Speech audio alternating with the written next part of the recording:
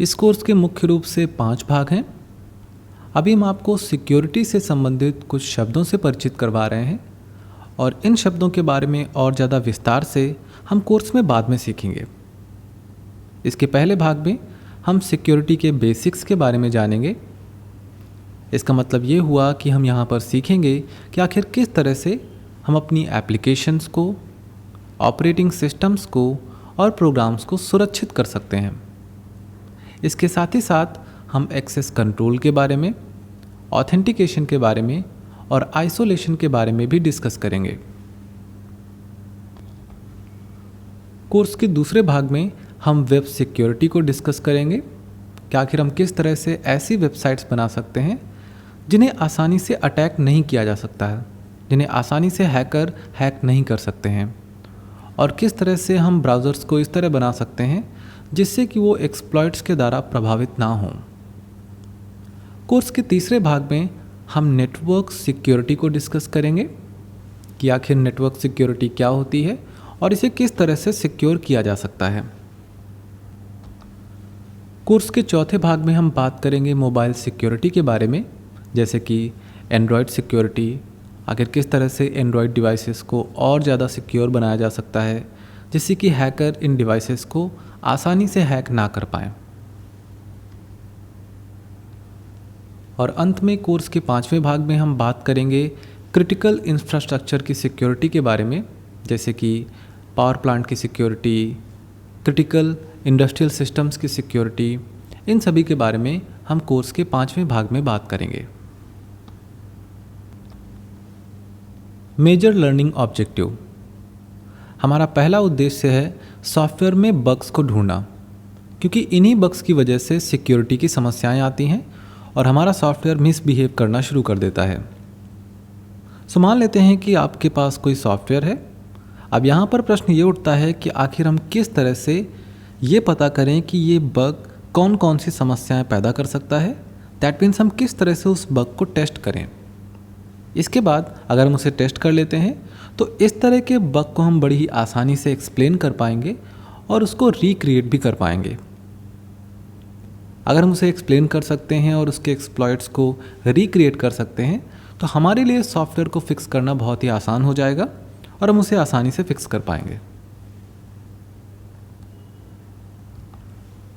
हमारा दूसरा उद्देश्य होना चाहिए उन साइबर अटैक्स को पता लगाना जो वेब ब्राउज़र्स के माध्यम से और वेब सर्वर्स के माध्यम से हमारे कंप्यूटर नेटवर्क पर हो सकते हैं।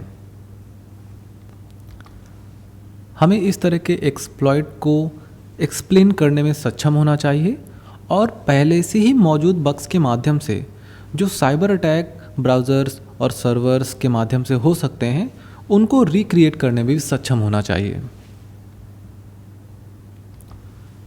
केवल इतना ही नहीं कि हम केवल साइबर अटैक को रिक्रिएट कर सकते हैं, हमारे अंदर ये क्षमता भी होनी चाहिए कि हम इन अटैक्स को हटा भी सकें।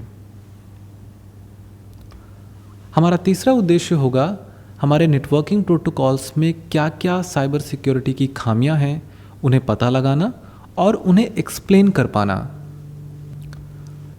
यहाँ पर नेटवर्किंग प्रोटोकॉल का मतलब है वो प्रोटोकॉल जिसके माध्यम से कंप्यूटर्स एक दूसरे से कम्युनिकेट करते हैं। नेटवर्किंग प्रोटोकॉल्स के कुछ एग्जाम्पल्स हैं TCP/IP और ARP। इसके साथ ही साथ हम ये भी सीखेंगे कि आखिर किस तरह से इस तरह की थ्रेट से हम बच सकते हैं। हमारा चौथा उद्देश्य होगा मोबाइल सॉफ्टवेयर में आने वाले बग्स का पता लगाना और उन्हें एक्सप्लेन करना, क्योंकि इन बग्स की वजह से हमारा चौथा उद्देश्य होगा मोबाइल सॉफ्टवेयर में आने वाले बग्स का पता लगाना और उन्हें एक्सप्लेन करना, क्योंकि इन बग्स की वजह से सिक्योरिटी थ्रेट पैदा हो सकते हैं। हमारा पांचवा उद्देश्य ये डिस्कस करना है कि आखिर क्रिटिकल कंप्यूटर सिस्टम्स में साइबर सिक्योरिटी की ज़रूरत क्यों है, आखिर उन्हें सुरक्षित रखने की ज़रूरत क्यों है। हमारा छठवां उद्देश्य है ये पता करना कि आखिर बड़े बड़े साइबर अटैक्स किस तरह से हुए, इसमें सिक्योरिटी में क्या खामियां थी जिसका फ़ायदा उठाकर अटैकर्स ने ये साइबर अटैक किए। हमें इसकी पूरी समझ होनी चाहिए, सो हम इसके बारे में भी जानेंगे। हमारा 7वां उद्देश्य है साइबर सिक्योरिटी में प्रयोग होने वाले कुछ टर्म्स के बारे में जानना, जैसे कि सिस्टम साइबर सिक्योरिटी क्या है, नेटवर्क साइबर सिक्योरिटी क्या है, क्रिप्टोग्राफी क्या है, क्रिप्टो प्रोटोकॉल्स क्या होते हैं।